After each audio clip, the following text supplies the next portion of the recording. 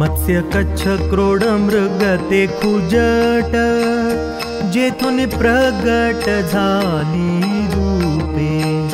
तेची ब्रह्म उभे भिवरेच्या तीरी, हात कटावरी ठेवूनिया। मातृघाती हिंडेवनी जो रडत, चोर जार घात करी दृष्ट। दिगंबर अश्वारूढ खड्गधारी, पृथ्वीचा जो करी ग्रास एक।